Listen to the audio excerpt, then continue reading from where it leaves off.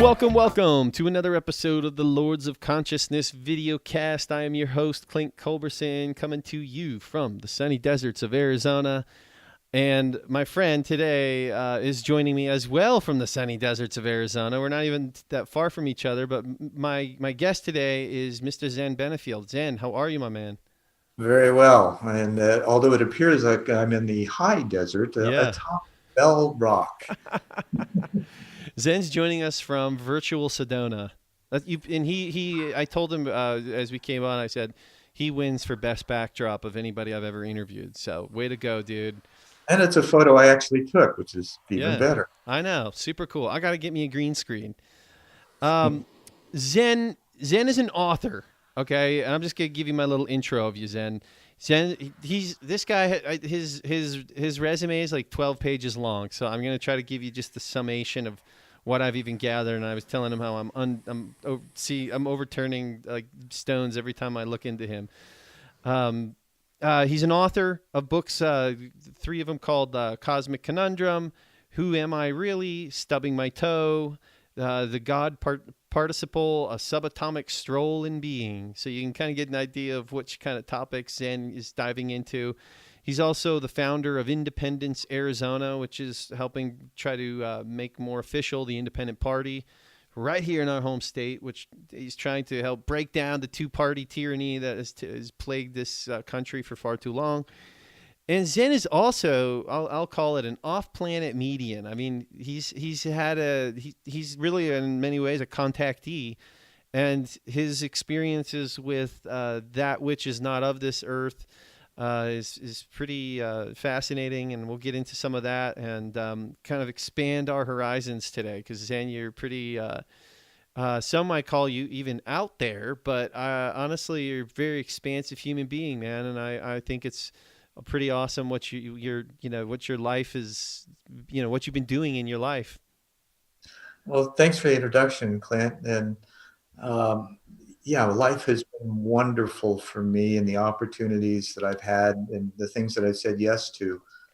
Ultimately, with everything, it's about what we can make practical, share with each other, and make life better for everyone. Well said. Well said. We were just talking about that in the last interview I did with David Al Badri. That you know, uh, if anything, and if anybody's life work is just the motivation to just help better, even just a little bit, the life of somebody else, their everyday life. If you can help edify them to where they're a better brother or sister or husband or father or whatever, grandparent, then bam, this is fantastic, man. It's like these giant ripple effects that we were trying to And create. I think there's a few, and maybe more, who take the effort or make the effort to actually create processes and vehicles in order for those kinds of things to happen. The how-tos, Mm-hmm. right? Like I've done with Independence, Arizona, for instance. We'll start with that. I was tapped on the shoulder to check into even if the domain name was available in 2012. Hmm. It was, so I got it. I Nice. posted a bunch of things about making sense common. And then this last year, I got to digging into it further because I really didn't have time for it at the time, and found out that it only takes 20,086 signatures. First of all, I found out that the party was not recognized by the state of Arizona as a legitimate party yet. Hmm. So then I thought, okay, now what do we need to do? So it requires 20,086 signatures in order to make the party legitimate. And until we do that, the platform is kind of secondary. Mm-hmm. Of course, my slogan is making sense common, right? Yeah. Because we so miss that in life. And with that, we're talking about how to better develop alternative energy, our school systems, education, social systems, how to better care for each other, the environment, all the kinds of things that folks like you and I are talking about all the time. And yet, in the face of, for instance, the current administration, it seems like all the work that's been done in the past has suddenly been dismissed, and they are dismissive of it.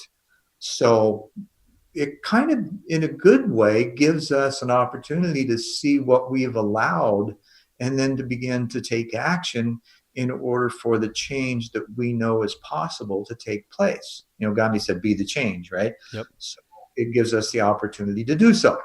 Absolutely. Yeah, and I always feel on some level grateful for kind of extreme characters like Donald Trump, because they ruffle so many feathers that they actually wake people up. I mean, I don't care what. Just I feel like in some ways Donald Trump is just like shaking people awake. I'm not saying he's consciously doing that. I'm saying just his being, his whole energy, Everything. everything that he represents and is about is in many ways waking up people that need to be woken up, man. It's got to get uncomfortable for some people to just snap out of the slumber. We don't change until we become uncomfortable enough with what we have to do so. And the thing that I think is imperative that we need to look at from a 30,000-foot view, right, is that everything has its purpose. And for those of us like me, for instance, who've had contact ongoing for my entire life, the message that is clear beyond anything is that we need to learn to get along and experience some state of harmony between people and planet. Otherwise, that's our evolutionary path, Mm-hmm. right? Because we've gotten to the point where we know how to destroy everything. So how do we learn how to enliven everything and make our lives better and care for each other, share resources instead of hoard them? Right. Figure out how to clean up our environment instead of destroy it. And there are many now who have technologies that are able to assist in that. But when we make that, and this is the reason why we haven't really had open contact yet, because we're still too barbarous. We're barbarians, right? Like one of my books called Zen the Barbarian. And that's how it started. It was like, okay, I'm kind of, I'm throwing things up in the face of everyone, real questions and concerns that, hey, we say we're this. Well, why aren't we behaving like it? Mm-hmm. Right. Yeah. And what can we do to make that change? Well, what they're saying is that when we can demonstrate that we actually are doing this, then we'll have all the assistance from technologies that we can't even imagine that can create rapid change across the planet. But we have to step up first. We're always looking for saviors. Every religion's looking for a savior or a return or something like that. Uh-uh. That's not how it works, right? We have to be our own. There's a song that some wonderful guys put together, a band called Team Illuminati, and it's called We Are. And the basic message of the song is we are the ones we've been looking for. Yeah. The real Illuminati. Yeah. The real illuminated ones. So, and that's where, the idea of pointing fingers and trying to judge and condemn and criticize and create all these conspiracy theories and looking for all this stuff, right? Why? Where's our attention? It's distractions. Where do we need to be? If we're choosing to be conscious beings, that's a pretty unconscious behavior. Do you think, though, that there are certain souls whose purpose is to kind of help take it down in a sense? Like there are people that are kind of meant to be the even be insiders in the government in a sense to help turn it around. And then other people's life purpose might be more towards, don't spend so much time on the politics side and just start creating the change right in your everyday life. Like help your communities out and help generate a better world right there in your local area. You just said a lot. And in that, there's a very simple process or a simple awareness. And that's either of being conscious or being unconscious. And it boils down to that, as our awareness grows. It's funny. Okay, Luba and I were in, my wife, we were in Mexico last summer, and we were going out of Tulum towards Chichen Itza. And just outside of the town, maybe 2 or 3 kilometers, and the road is through a jungle, right? So there's jungle on both sides. And all of a sudden there's a clearing, and there's 2 signs that are butted up against each other. one facing one direction, the other, facing the other. Mm-hmm. And in English, they said, observe your intentions was one, and the other one said, observe your distractions. So when we're able to, I mean, that's the epitome of Wow. self-awareness, right? Did you So post that on Facebook? Because I swear I saw I that. did, Yeah, I did, that was. I yeah. remember thinking, "Wow, that's pretty much the greatest graffiti of all time, right there." Isn't it? But these were actual road signs that the Mexicans had put up in Really, England. So it had man. to, the Tulum municipality or some government agency that Yeah. did that. Mm-hmm. Uh, what it brought to our attention is just how much observing those two things within each and all of us can make uh, the huge difference in how we interact with life on an individual and collective basis. Because, a lot of these things, we get so, especially with conspiracy theories, right? They're so attractive, right? Because there's all of this talk, right? And there's all these imaginary or maybe even some real stuff going on. And it engages people in usually a fear based place. And that seems to be the attractor factor. So, are we really fear based people, or do we want to evolve from that place to a fearless place instead of a fearful place and operate in that perspective? Well, as conscious beings, isn't that part of evolving to go into that place? Because, the universe, it may have its chaotic moments and its, meteor shower or asteroid here or there, but for the most part, it operates in perfect harmony, Mm-hmm. right? So why aren't we learning this? If this reflection is there for us to see, you know, and what our intentions to grow together, to be more, to, be loving and mindful. And there's no religion to that. It's just a way of being. And so often religions and thought forms and philosophies and things like that tend to create distractions into other ancillary, processes and things that have nothing to do with the core of the system, which is harmony. It's energy. How do we interact with that for ourselves? And how can we share that awareness with others in process, whether it be conversation in a grocery store, in our actions, how we display our emotions in public, how we act, do we act really free or do we act scared and timid, right? Um, and those are some of the things I look for people that are just, kind of outrageous, right? Mm-hmm. And connect with them as an artist, as, someone that really kind of likes to stand out in a crowd without saying a word in the kinds of attire that I've been known to wear in the past. Uh, they're filters, That right? And I'm wearing my tie dye shirt because exactly. the day I met you, you were wearing a tie dye shirt.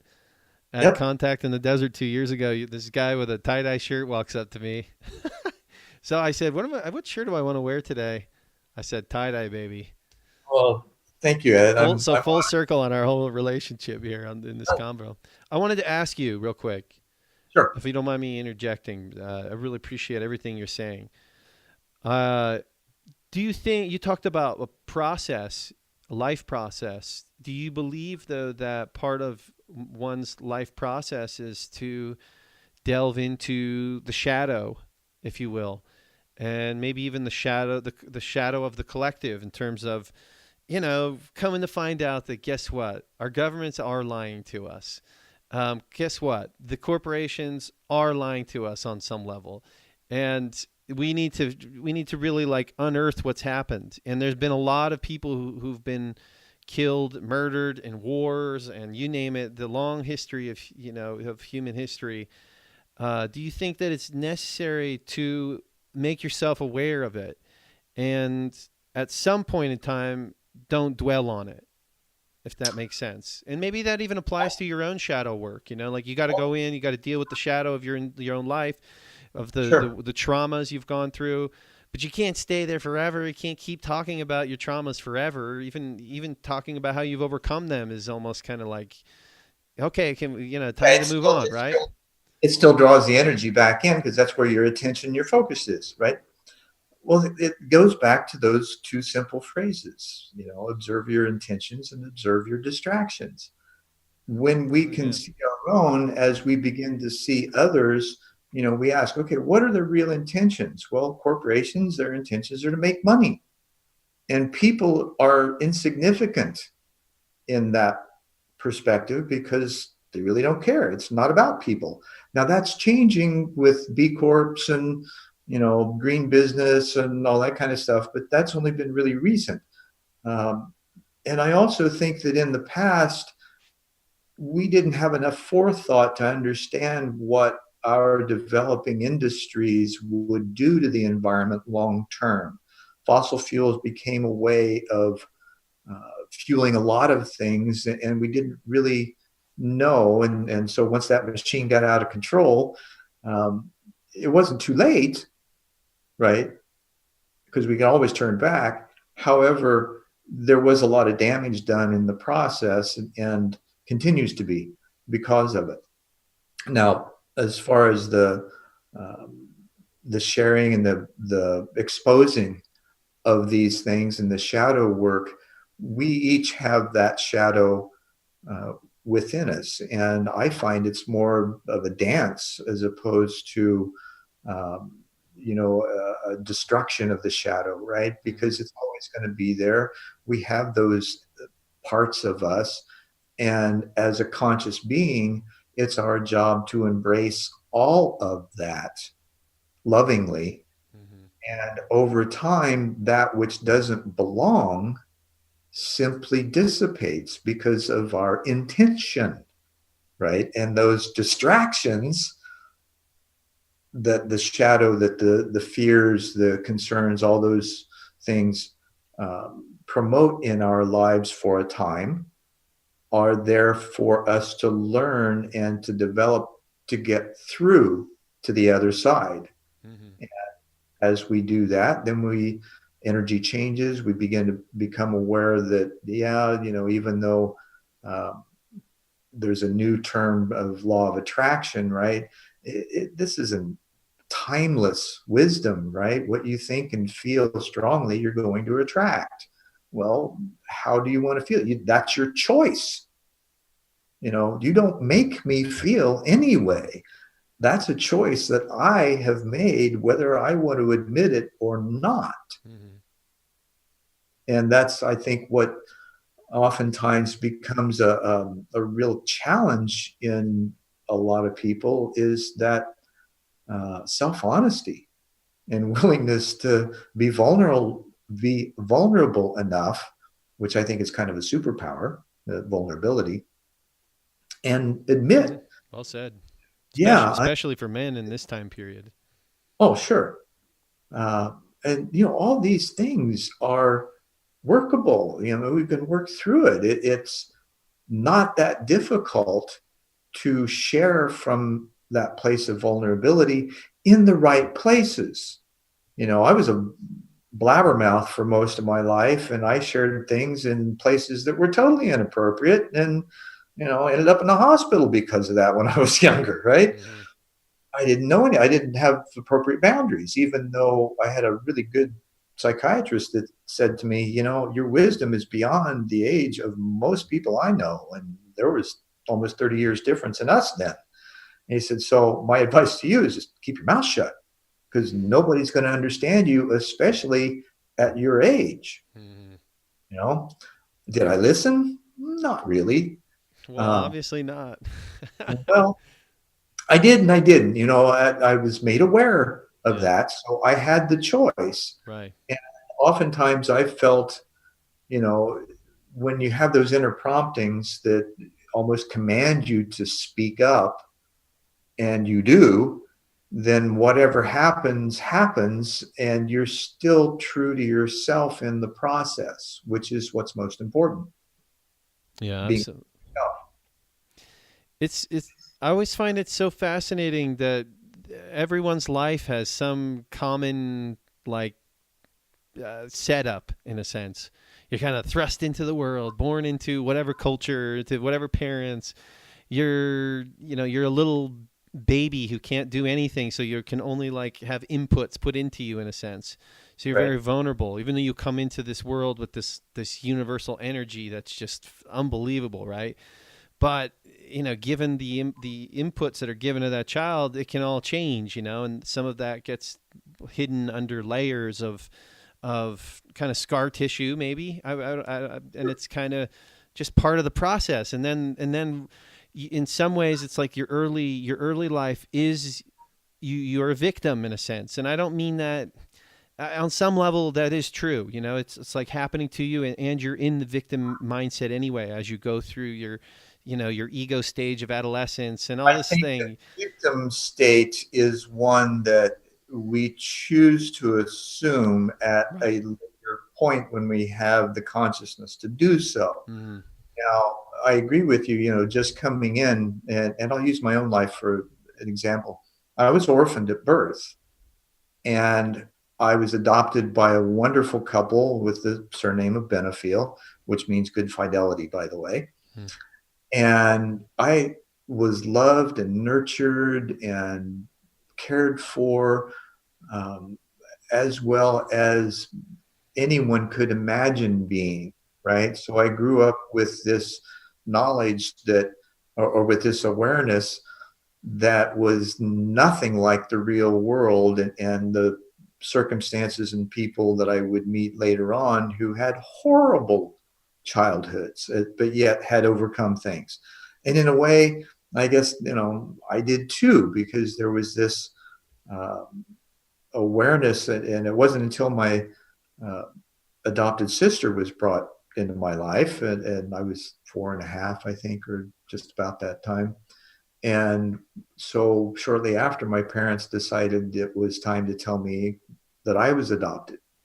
And so 4.5, 5 years old, right? I still had the ability to think about, okay, what happened? Why? Who are my real parents?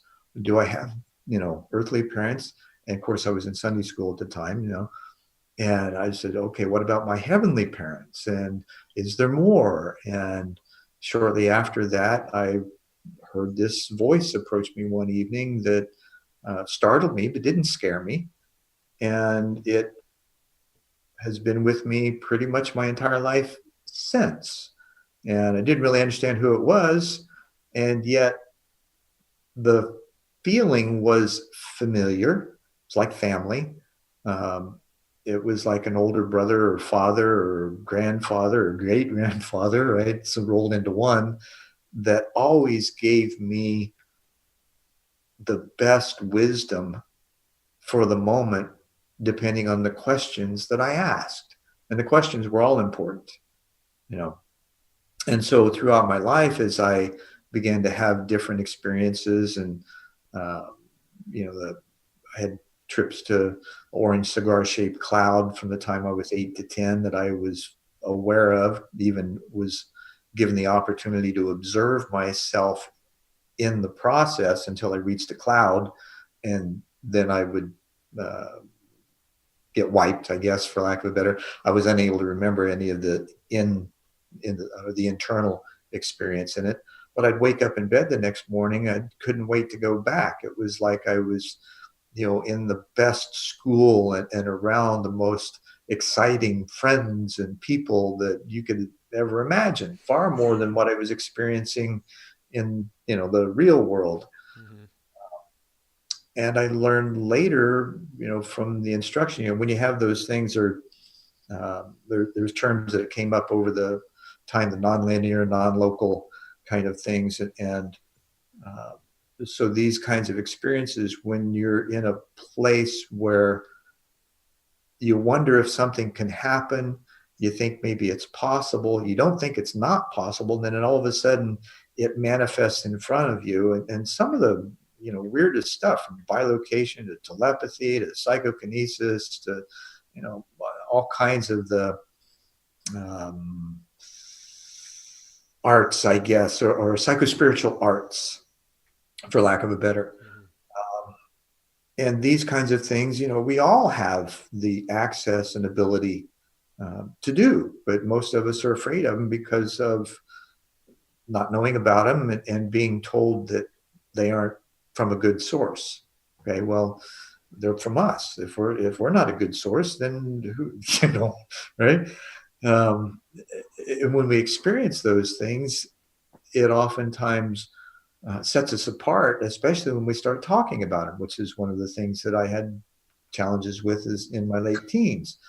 Uh, and all you're looking for is someone to talk to about it, right? Somebody Yeah. that might understand or be able to relate with you to the point where you can actually discuss the thing to, this is what um, therapists, right? They're not there to actually help you solve the problems. They're there to get you to talk so you can listen to yourself, because all the answers are in you. All you got to do is hear yourself think. And when you're stuck in your head, Yeah. you have that kind of discernment. But when it's like a different level of sensory perception, that when you hear yourself talk, you have the ability to um, cognate at a different level and work through stuff that you wouldn't necessarily have the chance to if you just stayed stuck in your head. Now, that doesn't mean that the outer experiences that you have are going to be that pleasant because of it, right? Because people aren't necessarily going to be copacetic to your understanding or your experience or your particular weirdness, if you will. You brought up several times the paradigm that religion brings to a lot of our lives, where it's kind of we have truths, and here it is. We've defined it all for you, bud. It's all here in the books, and you don't look at those books, but these books are the ones you look at, and here's the truth that are given to you. And here's the fence that we're gonna create, and anything outside of that's actually the adversary, or whatever, the devil, the whatever you want to call it, is influencing that, and then everything on the inside of the fence is that's the gold. Okay. And do you mind if we talk about your Mormon experience? Would you Not at mind if I all. bring it up? It's funny because I've been kind of wanting the opportunity to kind of share some of my own experiences, you know, after having left Mormonism and now reflecting back. And you're someone also who has experience, in the Mormon faith. Mind sharing kind of your history with it? No, I actually, it started when we were looking for a place to live, and we found this little cobblestone bungalow kind of looking house in central Phoenix. And it turned out it was owned by a guy named Roy Edwards, who then had this Roy Edwards TV and appliance warehouse. So I went into his office, talked to him about the house, and we had this deep conversation that I totally didn't expect from that kind of environment, right? And then he says to me, I think you'd really enjoy it. Would you mind if I had a couple of guys come and speak with you? Mm-hmm. I had no idea about How missionary. how old were you? This was 1983. Okay. So So 26, 27? 27, yeah, Yeah. 26, Okay. 27. And so I said, yeah, that's fine. So these two guys show up and they, missionaries, right? And we start having these conversations, and then the elder shows up with them, and I start having some dreams. And the elder, described this castle that looking thing that I'd seen in one of the dreams, and he said it looked, uh, the description was very much like one of the temples in Germany.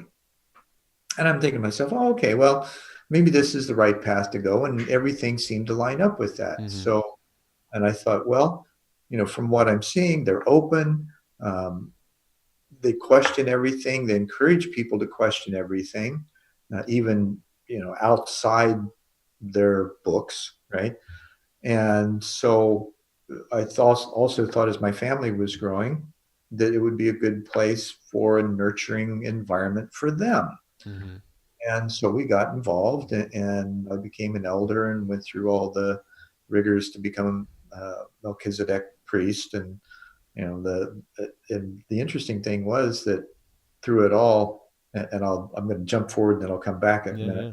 But after I left, I began to wonder why I was there. And it turns out the Mormon church is the only one that has the physical bestowal of the Melchizedek priesthood.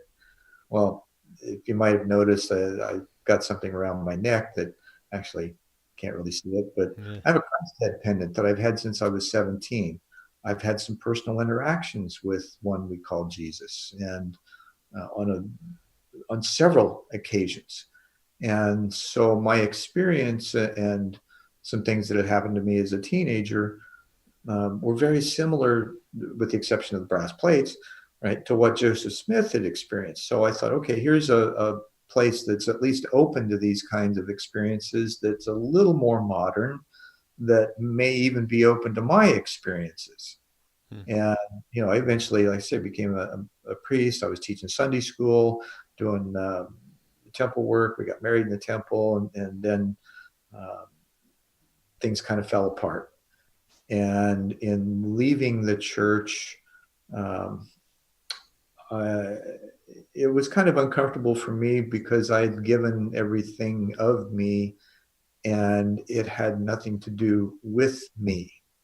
And yet I was being seen in a light that really I knew wasn't any part of me. And yet there was nothing I could do to prove it. So it was a change. I had gone in, I did what I came to do, I was committed to it, I did my best, things didn't work out. I said, thank you very much, time for me to move on. And so I did. That was about a 7-year process.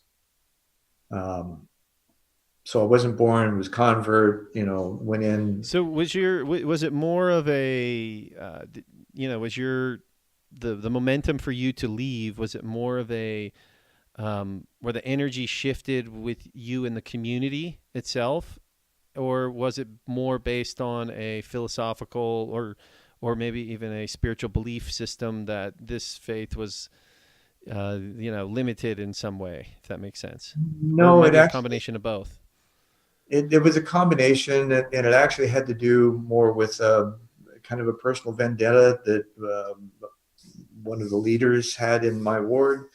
Um, He'd been lied to and assumed a truth, and uh, I had nothing to argue. There was no proof that I could offer contrary to what he thought was true. So I was punished, and I accepted that, and spent a year outside of my duties, and then went back and got my priesthood back and did everything that was necessary to restore myself in the church, and then left. I was like, okay, Hmm. I'm done. And because it didn't, and I could see I had even written based on my own inner promptings and things that I wanted to share, and felt like I was in a position to do so because of my experience, that had nothing to do with the traditional rank and file of the church, and yet seemed like there were things I could offer. And so I even wrote the president at the time and said, if these things are true, then that I'm here. And so I got a letter back from him, basically just thank you for the information. I mean, I think it was a form letter. Mm-hmm. Um, so there really wasn't much credence given, and the door was closed at that point. And I realized, okay, I'm done. Hmm. There's not an opening for discussion or sharing, and the system that was built organizationally had fallen prey to the rigid system, dysfunctional, functional to a great degree because they, you know, It feels very corporate. well, it is very corporate, but at the same time, if you're in need, even if you're not a member, and you go to them and ask for help, man, they'll fall all over themselves trying to do everything they can to help you in whatever way is necessary. Yeah. So, and I don't find that in I haven't found that, with the exception of very few people within other organized religions. But this I find in mass, if you've got the humility to ask for help, you'll get it. And it could be financially, it could be repairing a vehicle or a home or, a job, whatever. And so they're willing to help from that, at least from my experience, and Yeah. that may not be the experience of No, others. I have always said if you want to learn how to create community, go watch what the Mormons do. They do it right, man. They take care of each other right. They have a lot of just what do you call it? I don't want to say ritual, but just they have a lot of things set up to make sure that everyone is taken care of in a way that. And I think everyone, no matter what your community is, it could be your goth community or your heavy metalhead community guys that you hang out with. But if you really want to be there for each other on a real way, they're an incredible community to follow and watch how they do things. Because I think that's one of the major reasons why Mormonism is so attractive is because it is a really high functioning community, and they wherever they go, and I mean they're kind of like the American Jews in a way, where wherever they go, they tend to generate abundance, and they foster families, they foster education, it's fantastic. This isn't like a all Yeah. black or white, the Yeah. Mormons suck and the Mormons are great, or it's somewhere in between. But there is a level from an experiencer's standpoint where that ends. Absolutely, absolutely. Well, And especially from an where where you're totally like capped off on a certain place when it comes to ideology or well, it's even just it's the system that they've built yeah. and how it works. And there's, as in life, there's rites of passage. Well, in their system, there are rites of passage, and Mm-hmm. you aren't able to perform at the level until you go through that rite of passage, or most of the time, it's you either get a calling or you reach a certain age of which then you are able to be part of higher councils, Yep. and which is not bad from even Native Americans, right? The old friend of mine just passed recently, Mm-hmm. rest in peace, Willie Whitefeather. And he called me. I'd been searching for him for a while. He was one of I think my second interview on the show that I did back in the 90s. And I'd lost touch with him, was trying to find him. He calls me up out of the blue and, OCO, brother. And in the conversation, he begins to tell me in their tradition that, and I was, I think, 45, 46 at the time. He says, in our tradition, you cannot join a council or form your own until you're 51. Hmm. And I thought, interesting. And then as I contemplated that over the next 5 or 6 years, right, I realized, wow, in looking back, there's so many different levels of knowledge and wisdom that you pick up on throughout the course of your life. Younger folks will say, yeah, you're full of shit. Well, Mm-hmm.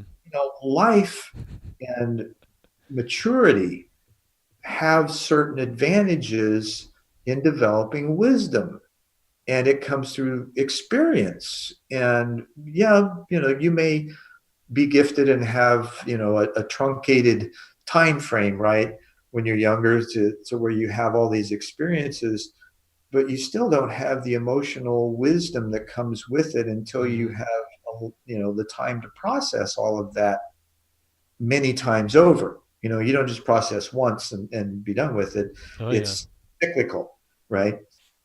So these kinds of things, even, and now I'm, being 60 wonderful.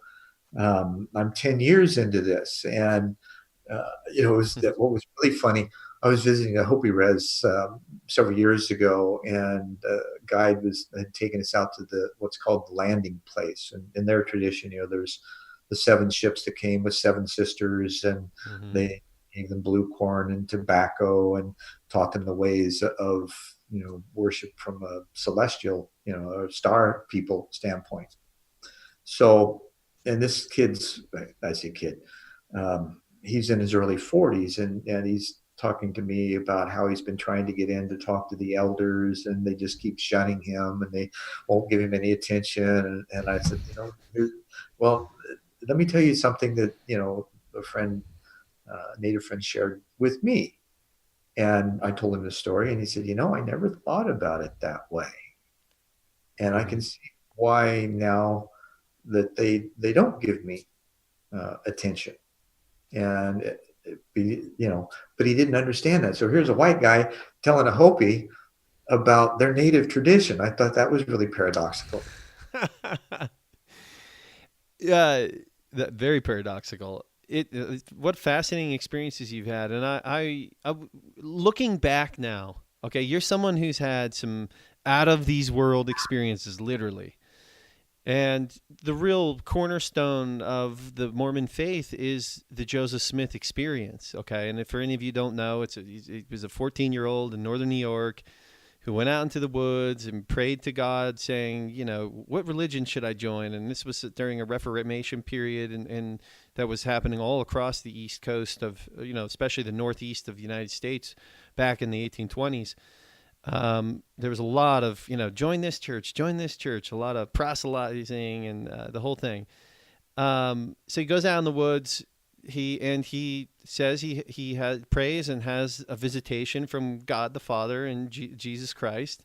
They come to him and say, don't join any of them, and we're gonna bring the truth through you. You're gonna start your own, basically. So, and that's the premise. And then, of course, from that, the Book of Mormon came through, he apparently found some, these golden plates that he unburied and that were written in Hebrew, I believe, or Egyptian, or I can't remember. I don't know that they knew what it was, but it took the Urim and Thummim, which were two crystals, for him to be able to interpret them somehow. So I don't know if he was looking through crystals and... Right. Well, somehow he's like channeling this whatever, and here it is, the Book of Mormon, basically his channel. Okay, now from your perspective now, Zen, being away from the church probably for several decades, and also understanding that, man, divine intervention happens all over the place into all sorts of different people. How do you now look back and how do you see the Joseph Smith experience? Well, or was he bamboozling everyone and to get everyone's money and to bone their wives? I don't know. I mean, it seems like that's what happens. Here's what I see, and I think maybe I've been able to avoid, right, because of the clarity.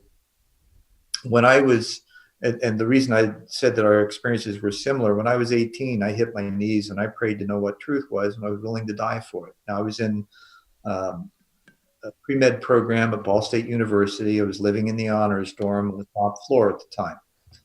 And the following Tuesday, so this would have been maybe the 5th or 6th of November of 1975.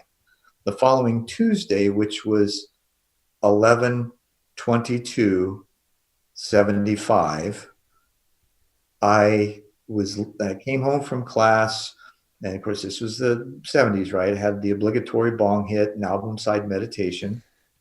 And as I'm laying across my dorm room bed listening to Journey's first album, there's a song called In the Morning Day that in between the vocals and the jam at the end of it, there's a slight gap. Mm-hmm. And this voice that I'd mentioned earlier asked me by name if I was willing to die for what I believed in. Now, at that point, I kind of clenched and I thought, oh my gosh, Christ consciousness still feels a little empty. Didn't know why, didn't question it. Cosmic consciousness, all of a sudden I just felt like I could pop open. And I said, yes. And at that point, there's a riff that Neil Sean does on a guitar. It sounds like a rocket ship taking off. And so we're going to have to get some actors and replay this whole scene, man, in a movie. I left my body. It's great movie stuff, right? So I left my body and I turned to look at it laying across my dorm room bed. And then I turned back to look where I was going and was immediately engulfed by white light. Upon entering this light, I realized I could think, my first thought, right? So I was aware I was thinking, and I realized, okay, I'm not dead, because dead would be like nothing, right? Void, in my mind. So as I was becoming aware that I was thinking, I was looking around, and all I could see is nothing, right? Just this white light, and I couldn't see my body or anything else. So I thought, okay, is there more? And because all this, this was like everything, and it's like all knowledge.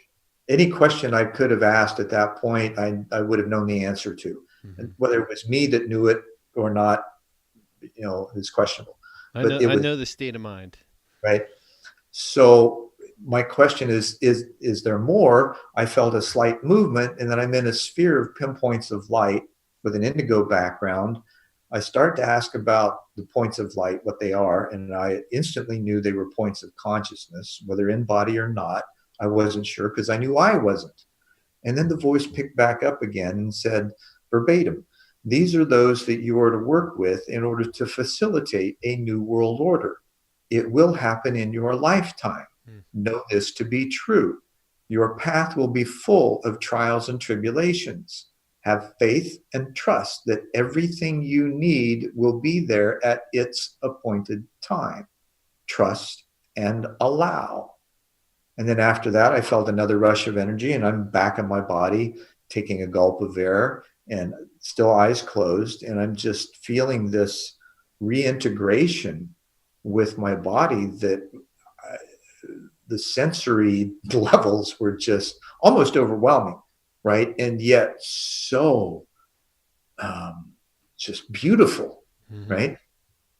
For lack of a better. And so once that dissipated, it was like, wow, okay. So that's really similar to the Joseph Smith experience, right? Now, what I did with it is I started questioning everything. What is this? What was it?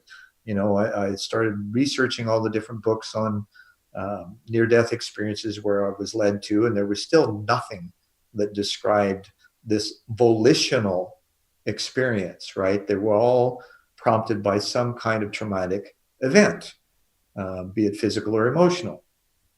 So over time, I realized that, well, initially, the two questions that remained for me was, okay, how, and what do I need to do to prepare? And eventually, how am I going to recognize when these things that are supposed to show up at their appointed time, right? Because it's not my timeline, Mm-hmm. it's this overarching timeline. How am I to recognize that, and Mm-hmm. what am I going to need to do in order to prepare? So I say By that was the way, I think Joseph Smith could literally have said everything you're saying, meaning the same steps afterwards. Like that it's not your timeline. Even any devout Mormon would know his story enough to say, like, yeah, it was his experience seeming very similar to what you're saying. But go on. Sorry. so. But the difference, at least the difference I see in that is I didn't choose to make a religion out of it. I didn't choose to set myself up as the one, because it's not what it was. The words were, work with in order to facilitate. And so this was far more important to me. And in the kind of endeavor that it is, and I even wrote uh, years later, I wrote a piece called The Messy Antic Complex, and about the experience of it, that oneness, and then realizing that, yes, in that instance, I am the one in that moment, but I'm one of many ones. And somehow all these ones, it's like a collective, um, the collective Christ, right?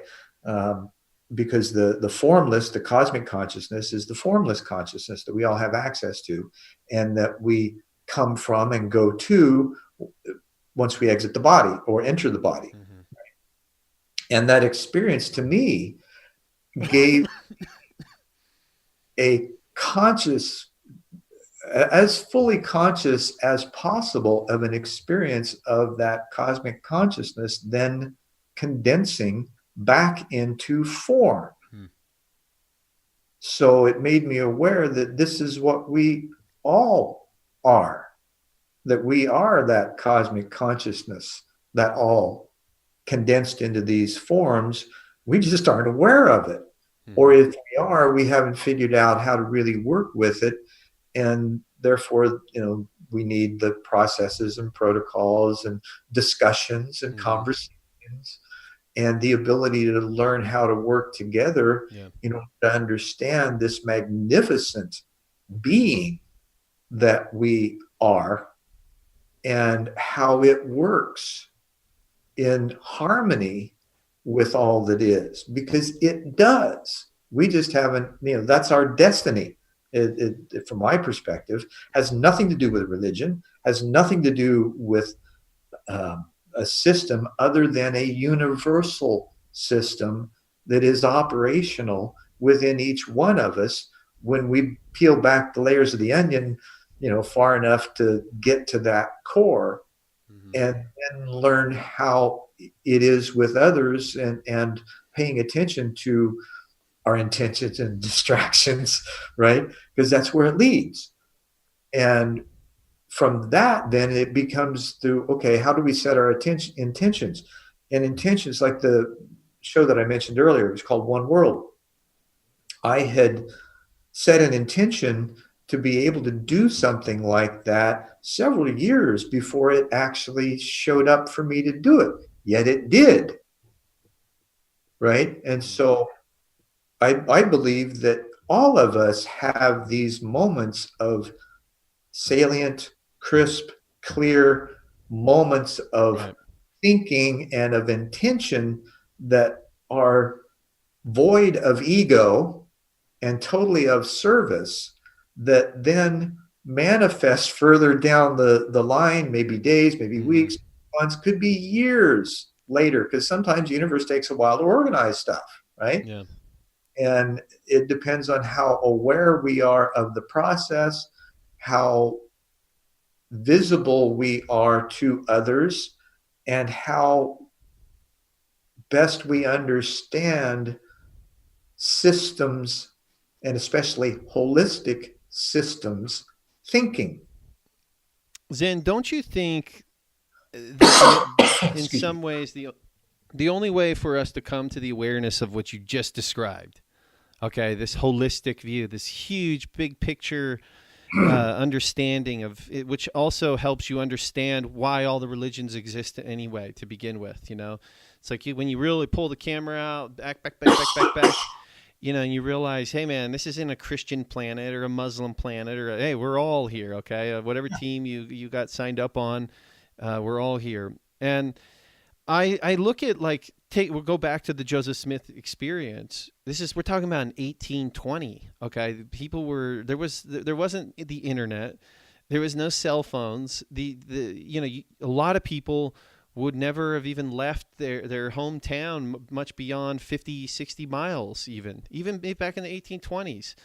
I mean, that was somewhat common to be very localized and have zero understanding of anything else really going on the planet. I mean, what I'm getting at is to have these transcendental experiences, especially back in this time period where you're living in such a small world in a way.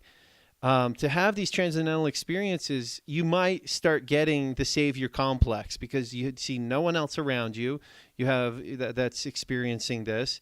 You see you have no real records beyond. Man, this is almost like the experiences of the prophets in the scriptures. Well, I must be that too, and maybe that literally was. Maybe that's the timeline of the world that. Who's Well, to. it was how people viewed things, and it was the only lens that they had Mm-hmm. see things through.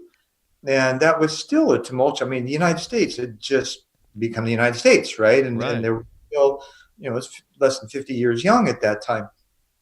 And so there was this next level of people seeking for some kind of spirituality as well. And this offered an alternative to that, Yeah. and it was very appealing to people. you Yeah, I know, mean, I'm not trying to say someone's better than another, but I even look back at my experience with Mormonism and feel like Mormonism might be in some ways like a more evolved version of Christianity on some level. I mean, even take Lutheranism. When Martin Luther did what he did and put the 99 points on the wall, he was trying to say that in the current model, this is baloney, baloney. We need to make it better. This doesn't even match up with what we think God must be. So they broke off and created something that they tried to make a little improvements on. Okay, maybe it right. wasn't the fullness of all truth in the universe, but at least it was like some sort of evolution that's taking place. And I think that's in some ways why the splintering of Christianity into so many different factions in some ways is a good thing. I mean, it's a good thing, and meaning good thing in terms of it's Because it still, it fractionates the core system that was intended, and it was never intended to become a church. I mean, that even Christ, right, that's not what he taught. It was like, you got the source inside of you, use right, it, right. make it connect. Um, But do you think even in the 1820s that people were ready to lead themselves? And I almost feel like sometimes it's hard to go back in time and judge history because the consciousness was completely different, and I don't even think we can really fully comprehend that. well, That Sheldrick maybe brings that this was up. the maybe there was a time period where we needed great leaders, and people were looking for leaders because there's no way in hell they were even close to finding their own true power. I'm not sure. I'm not really even. I just try to conceptualize it in terms of given the time period. I think there's a lot of ignorance, and there were certain people who had a greater awareness that could help lead ignorant people out of that or into even greater confusion and horror. I mean, Right, and it was a much simpler, not necessarily primitive, but compared to today, very much so, mhm. right? And okay, on I'm going to view this on present two different things here. On one, quickly, Rupert Sheldrake, when he did his Mhm. studies on memes and creodes and cultural memories and how these affect masses of people. Okay, I'm going to bring a third thing in. Howard Bloom's book called The Lucifer Principle. It's about how small groups of people have manipulated large populations over time on Mhm. purpose by spreading lies over and over again until it becomes the truth, Yep. right? We see that a lot today. Uh-huh. So, 30,000 foot view again. Planetary civilization development goes through stages.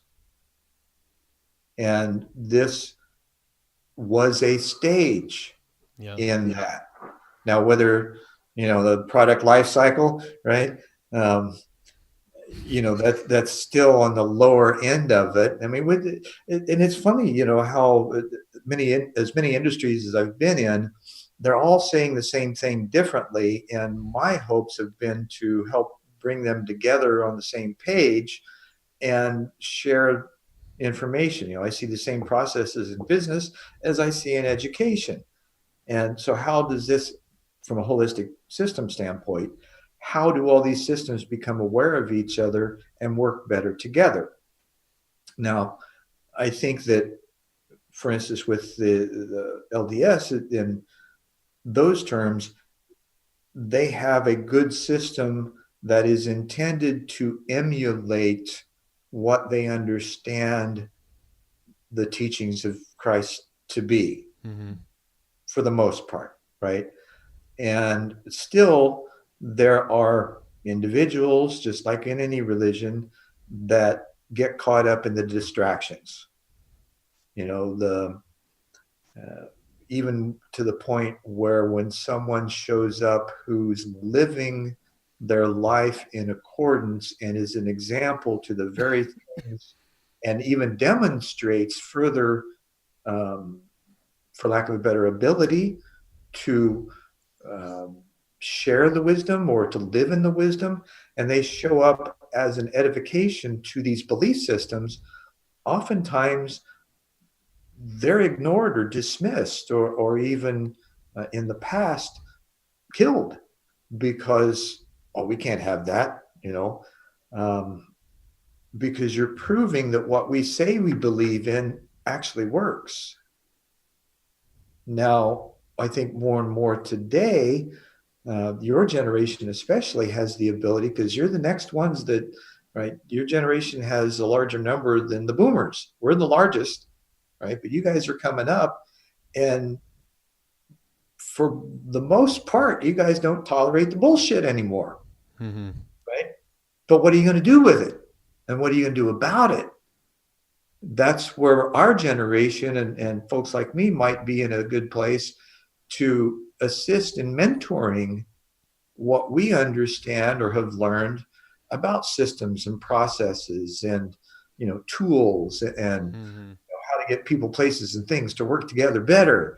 All that kind of sense. Making sense common. Um, and so Absolutely. that's what I'm seeing. You mentioned early on it's how do I see this ultimately kind of evolving? I think that was part of the question, Yeah. whether that prior to coming on air or not, I don't recall. How I see this showing up and the changes that were happening is that in my own personal life, I see things that I've dreamed about, including my wife, showing up, and I'm able to recognize it and engage them, and others are beginning, not great numbers, but it's happening, and it hasn't until recently. Mm-hmm. The whole 2012 thing and the winter solstice and the end of the earth or the end of the calendars. Jose Arguelles and I had a really interesting conversation years back, and he kind of explained what the whole thing about, and it has nothing to do with that. It's an evolution of consciousness. And so what we're seeing is what we experienced coming up to that solstice was a escalation and escalation in education, awareness, consciousness. And we saw that with books, movies, speakers, television shows, all kinds of stuff. And it almost paralleled the information curve, right? So once that apex takes place, though, then what? So we've got this, waxing of um, information and consciousness that takes place. Then what? Well, the then what is, now that we have this, we need to learn to implement that awareness back into the existing systems. That's kind of our job, Mm-hmm. right? And on any level and whatever level, skill set, aptitude, attitude, that you have in place at any given time, it's up to each one of us to implement that awareness in any given moment. And that Yeah. filters through everything and eventually gets to a place where we're at right now, right? Where all of this crap is on the surface. We're all seeing it. It's like, oh my God, I can't believe we're this way, right? Mm-hmm. And so now then this change is going to be easier to implement, because the lack of awareness that still existed in the general population would have taken 5 to 7 years, which is where we're at, in order for it to get to the point where we could no longer ignore it. Yeah. Yeah. So now what are we going to do? Absolutely. And And that's I can say in my own awakening process, one of the big roadblocks that I kept facing was just this idea of absolutism and the monopoly of truth that religions have. Like, hey man, we're the ones with the pure message, and that's it. And it's kind of alluding it's not back to just that. religion, Oh, though. I know. This same Throughout. same Yeah. paradigm exists throughout, but specifically with religion, and we're bringing up this, full circle on the Mormon topic of it's at least my own experience. Geez, what 7-8 years since leaving the Mormon Church. The way I see it now is just that most of these religions, it's not that there wasn't some sort of divine experience that even started them. That doesn't even mean that the founders of these whatever spiritual phase really didn't have something spectacular happen to them, because I think it's most likely if something probably did, because if they had such a conviction and sway over others, it almost takes something super incredible for someone to just have a message channel through them. And if you look at all the religions, there's wisdom coming through, and you're talking about how can we bring back this knowledge and help implement it into the greater, frame of the lattice of human consciousness, collective Right. consciousness.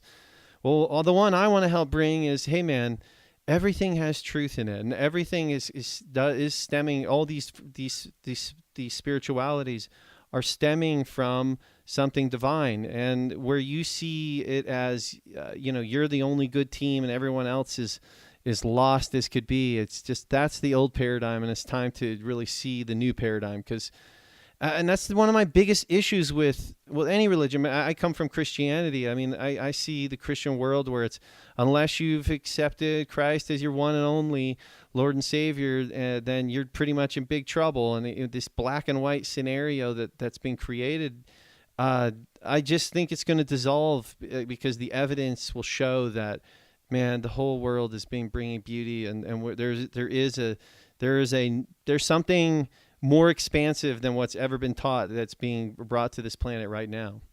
Well, and I think for the true seeker, when they begin to look at those things, and there becomes more of a universal eye, um, which kind of becomes a rabbit hole, right? And as you journey down that rabbit hole, you eventually meet in the center. And it's like the void, right? Where everything stems from the void, right? And it goes through this layer of light and is either individuated or qualified, if you will, in a particular way, and manifests through a group or a civilization or, population, whatever, religion, that it then eventually comes back around full circle, as all things do, to where we can take a look at, okay, now where does this fit? And instead of looking where it fits, we tend to see and proceed from that perspective of where it doesn't fit.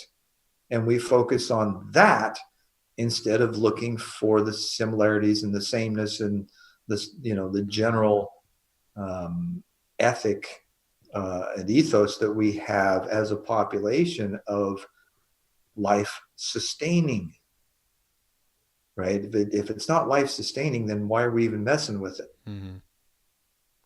Yeah, it's pretty.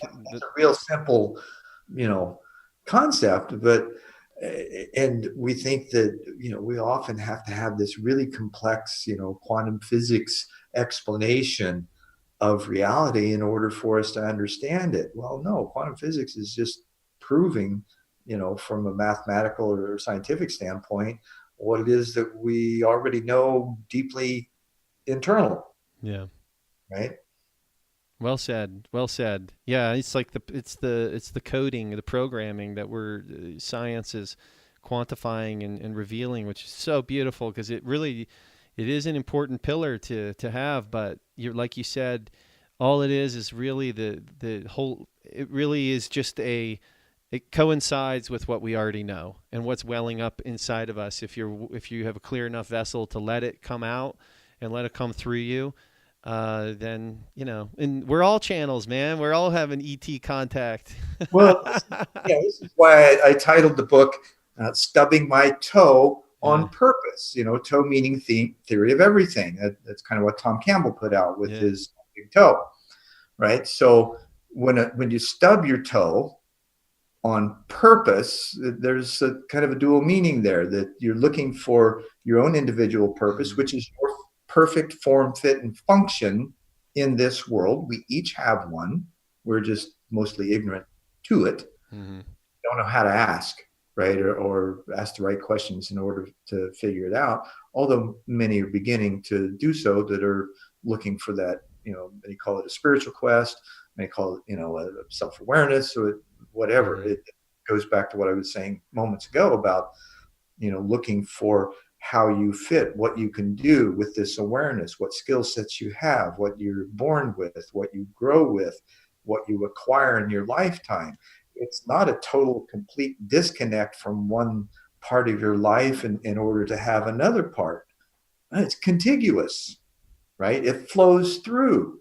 It's just you need to discern what that essence is from each of the things you've learned that serves best for the future you want to create. Well said, man. Well said. Zen, I just want to tell you how grateful I am that this happened. I don't. I've been planning on reaching out to you. Geez, I don't know, several times actually, but just I believe in divine timing to everything, and when you finally get the winds enough to do it behind you, and then it's like, okay, now is the time. It's the time. And I reached out to you, and I really feel, this whole conversation is just now evidence that, okay, yes, the cosmic breadcrumbs. Thank you so much. And I really hope that this gets to the right ears and the right souls, that those who need to hear what we've been talking about today, if those who need the expansion that this conversation might bring to their world, I hope that continues to just keep rippling forward. So thank you, my friend. Can you tell everyone where they can find you? And there's so many things that you're involved in. Right here. Yeah. Oh. Well said. He's in Sedona, ladies and gentlemen. Run there now. Yeah, I'm up on top of Bell Rock, man. Come on up. Join the flock. Yeah, dude. Right. I guess my main website is just my name, zenbenefiel.com. Everything else that I'm involved with can be found there. I've got books, I've got CDs, I got music, I've got, I do web work, I'm an author, all kinds of stuff. I'm a transformational life coach. There's, it's been said that, most sites are like a funnel and they get you to a decision point. Mine's kind of the reverse. That's interesting. Reverse funnel, baby. One of those little categories of, well, I found you through kind of your ufology, pipeline, only to bring it back to the source of what you're up to. And that's where Jeffrey Mishlev found me. I curate a site called Ufology Press. That's YFOLOGY PRSS, no E, .com. And what it is over 100, maybe approaching 150 blogs that are brought into one place. It's up to the minute when anybody posts, it shows up. There's also books, tapes, authors, videos, there's groups. There's mention of the group called Free, which has done a kind of a comprehensive academic study from contactees that there's a link there for it and to their book. And it's just, it's been a labor of love. And it helps, I think, a lot of people. It's my way of showing at least a virtual collaborative that may someday be a reality in ufology, which it's hard pressed to be now. There's a lot of splinters and factions, and can't we all just get along? We're all trying to figure this out, and by and large, as I mentioned before, and Paul Hellyer even came out to state this fact that there are no threats from outer space, from any race, period. And you can believe what you want, test that, come at it from a place whenever you have a contact experience, or, as difficult as it might be to find a place of centeredness, of even love inside you to open to that experience, you'll receive the same. If you have fear, you're going to see that mirrored back to you, because that's what you're that's the lens you're looking through. So you're going to see that. And they're amazingly gifted in presenting that back to us. So, and as a contactee, you learn that over time, is that, they're benign or beneficent. They're never malevolent. Well, it's the horizons for what our whole species is headed towards is just something incredible. It's just something beyond our wildest dreams, if you ask me. And when we really join, I do believe we have a destiny to join our galactic community. Well, And that's what's expressed in the Urantia book. right, You know, its core focus is that, okay, we've been on quarantine for whatever reason, and I'm not sure that right, what they state, as far as the Lucifer Rebellion and all that kind of crap. Um, I don't necessarily buy into that. However, I do buy into the place where our natural place in universe affairs is our next evolutionary step. hmm And whether that takes us 100 years or 1,000 years, I don't know. Could even happen quicker than that. And it may need to, based on the state of emergency that we have for our environment. yeah. Or, we're not going to be here. Well, all I know is conversations like this help bring that to pass quicker than if we didn't have this conversation. So, Absolutely. I don't know. I know there's a divine timing to everything, but I do feel like on some level, we have a say in how quick this thing goes, and how quick we reach to this place. And in many ways, we're already there. It is about just looking around you and realizing, man, you are living on heaven and earth right now. And if you're surrounded by people that love you, and you're in good health, then just fall on your knees right now and just thank your lucky stars and thank the universe and God and whatever divine power that you Fall on your knees. feel. Hell, go dance around the neighborhood. Yeah, there Shout. you go. Exactly. Thank you. Whatever you're feeling. If you're feeling you want to cry your eyes out, fall on your knees, you want to dance, baby, let's do it all. I just want to have more of these convos with you. I feel like you and I only scratch the surface of a very big iceberg, my friend. So let's do this certainly open to again, more. and I'm trying. I'd like to. I'm gonna start doing my roundtable discussions more, and where we have a couple people on, we throw some ideas around, and you're just a wealth of wisdom and experience, my friend, and really appreciate it. So people, check my man Zen out. He's up to some really good stuff. He's a community builder right here in the Arizona, and I'm really grateful to have deepened our bond, especially since we are both local people, and we both have a real love for the place that we live. So thank you, my friend. My pleasure. Thank you, Clint. And best to you, man. Continue the conversations. Thank you, brother.